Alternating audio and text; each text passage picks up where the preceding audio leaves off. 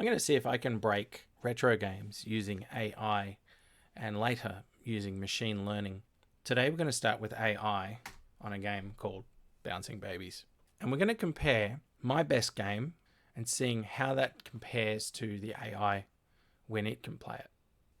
So how exactly will we apply AI over it? Well, first of all, I created an interface for the gym to work within. I went ahead and wrote all the code.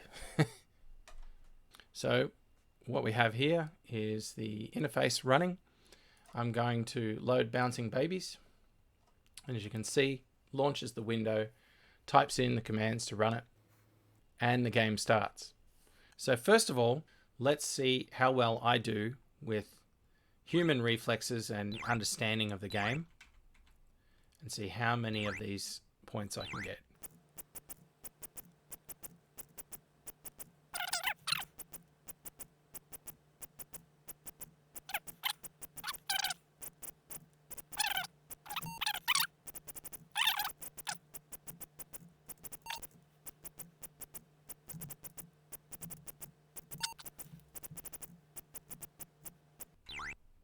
And this is where it gets near on impossible.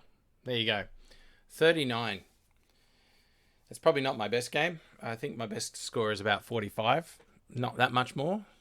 This game does get challenging in its own way. Anyway, let's get cracking on some AI. Okay, so let's study this game as the programmer thought about it when he made it. He's got a baby that comes down and bounces across the screen through all of his positions. Let's take a look at that whole process if we lay it over the top. These are all the positions of the babies. Baby comes down. I'm assuming programmer Dave Baskin had an if statement here that said at the time that we do a refresh, if the trampoline is there, then the next position is here. If the trampoline is not there, the next position is on the ground, because the baby doesn't go to this position and then the ground when the trampoline is not there. So that's just an interesting little note for us to remember, because when it comes to programming against this, we need to know when to react. So basically, we need to react when the baby is in this position here, not here. We'll see how well that works. Now, I'm also working on the assumption here, when he's doing his refresh of each baby to move, he's going to be moving from left to right. So I'm going to build the refresh of the trampoline position based around that assumption. And we'll see how well we go. So once again, I wrote code. And here's the result. I've got my gym. It's interpreting the game into variables. And I've got my controller, aptly named Form 1, that is going to interpret those variables and turn them into actions using very basic if-then-else programming. Nothing tricky. There we go. It's detected the start of the game. And it's watching for those babies. Not bad.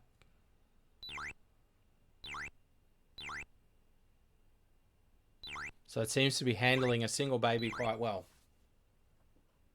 What's it going to do when it gets multiple babies?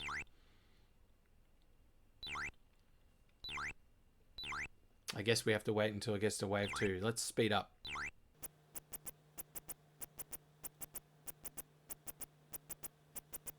Wave 2. This is where it starts to get tricky.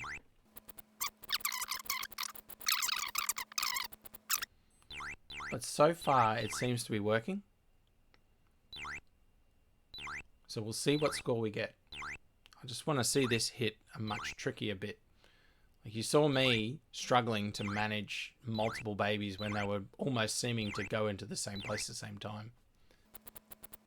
It makes you wonder whether or not the game was, intended to be impossible after a certain point.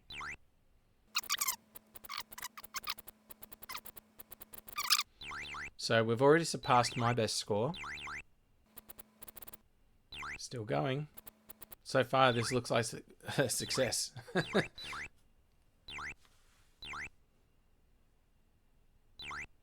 Oh gosh. Whoop.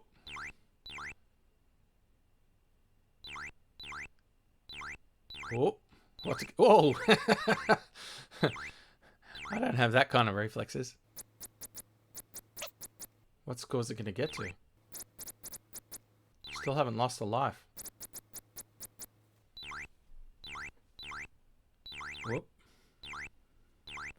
My concern is, will the babies ever be both in that one position above the trampoline at the same time? Because you've seen it spam the keys a couple of times, and it almost looks like it slows the game down. So what happens? What will happen? Will it come down to you just happen to do it quick enough and the game picks up both babies or bounces both babies, or will it allow one and drop the other? Gosh, we're up to 87, 88. Still on the first life. My goodness. 94, still on the first life. My goodness, we're nearly up to 100. 100 without dropping a single baby. Oh, oh my gosh. Whoa. It actually did it. 104. What an onslaught. Oh, oh, nope. Oh, it's dropped one. Okay, so we took to get that far before we dropped one. So it does look like you get babies falling in the same positions,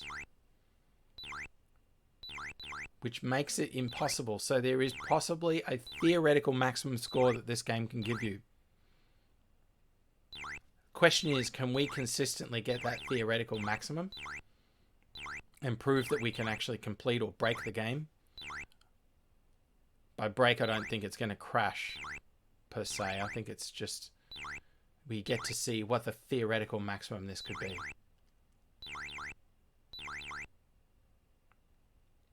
Oh, still on the second life, 120. Oh. I wonder if the developer, Dave Baskin, ever intended it to get like this. 123. Oh, we're still going. Might speed up a bit.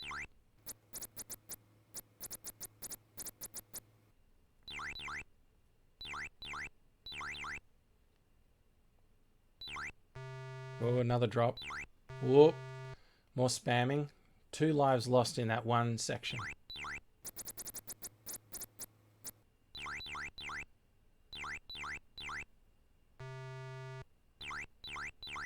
Down to the last life here. 146. Whoa, more spamming. It seems to give you a quiet sort of time, like an ebb and a flow in terms of difficulty. It seems to give you quiet times where you got a single baby again, like to catch your breath. But very quickly, as you can see in wave 5, you start getting multiples. Gosh. 161.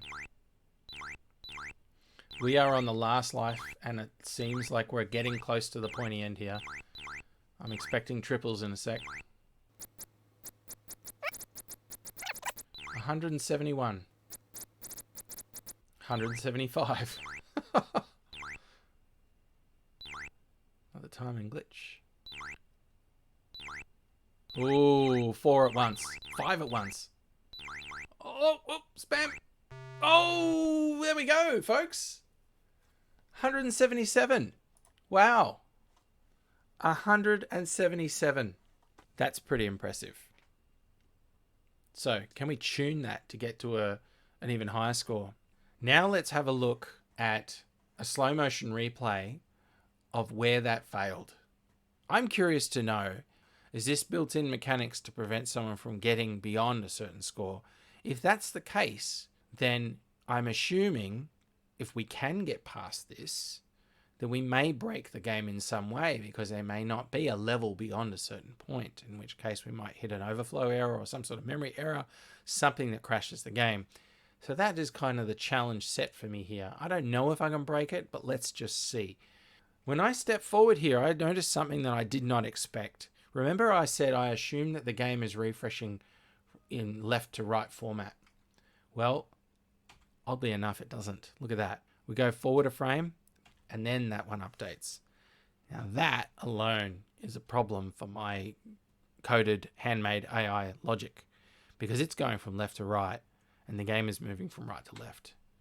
So now let's play it out and see how this failed. Now this baby has just moved into the position required to trigger the trampoline to come across. But as you can see, we've got a problem here. This baby is in position to move. So it's just as well my trampoline hadn't refreshed yet, because that baby has now bounced.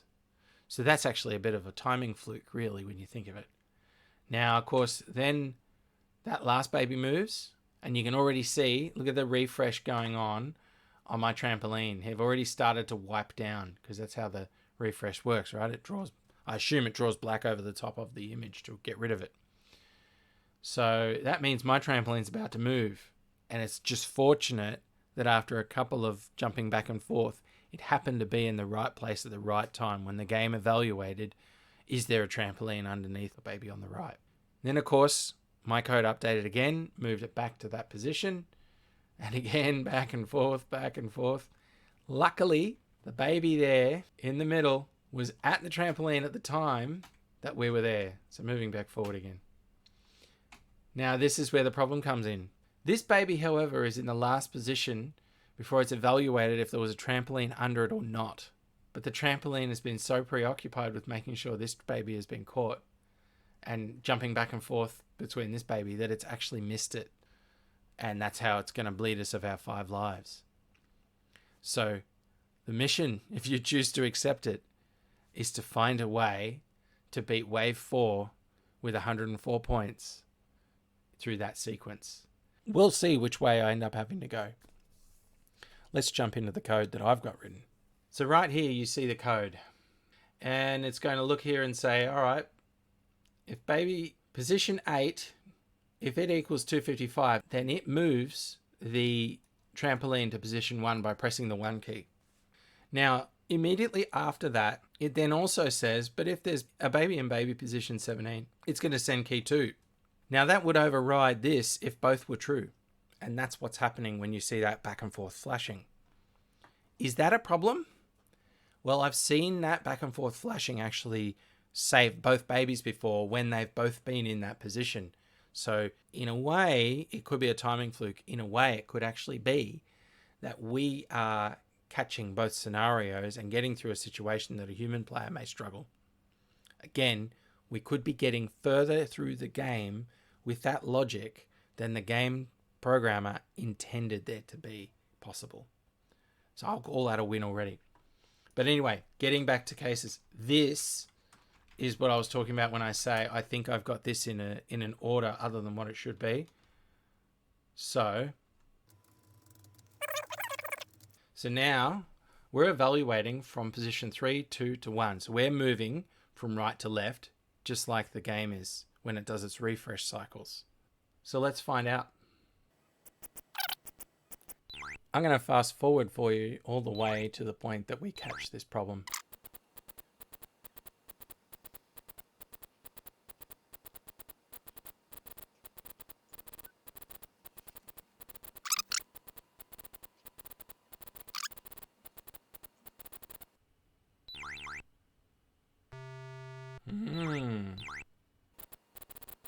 So that could be proof of timing flukes.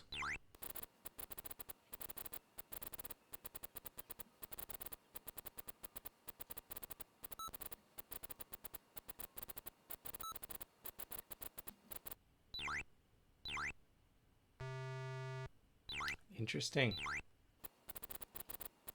So welcome back from the speed up. But basically what I've noticed is this game, I don't know if it's the change I've made, but we've lost 4 of our 5 lives and we've barely gotten to 100. Whereas we got to 104 on 1 life. So here we are now at 104, and I don't know if you realize this, but we've not been given the same scenarios. So I can only conclude that the game is actually slightly more random than I thought in terms of the sequencing that it gives you in the babies. So that would mean that you'll have a good game and a bad game. I may do a second run and validate if it was just a bad run.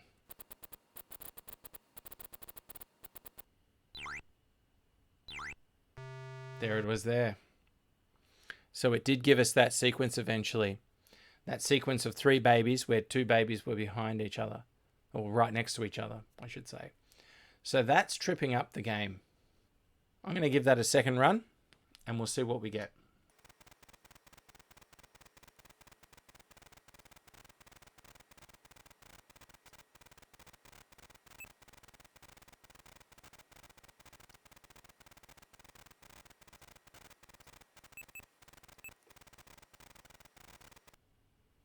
Oh, here's the dreaded combo.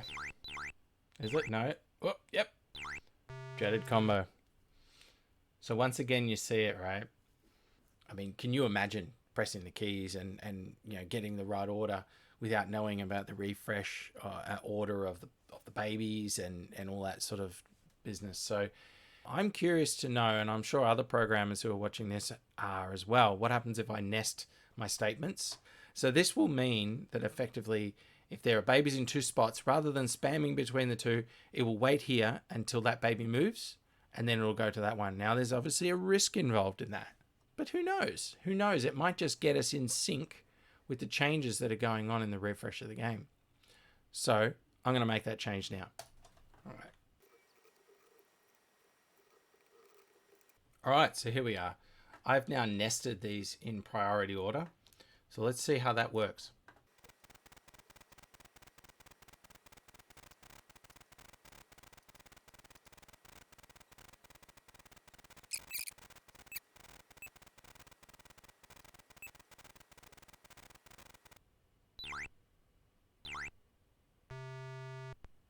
All right, score of 81. I'm just going to run 2 more games just to see whether or not we just had a bad run.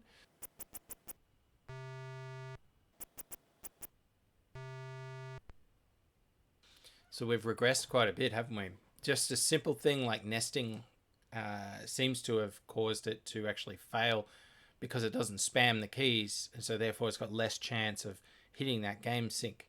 I actually think it's possible to probably take this code a step further. I'm going to do a second episode about this. I'm going to write in the meantime something into the code that looks at the order that they are refreshing on screen, so it can predict which baby is the next one to move, so that it knows which one to prioritize dynamically. And we'll see if that improves the score. In summary, I would say that the game has a theoretical endpoint because it will just throw more and more curveballs at you as we get higher and higher in the waves.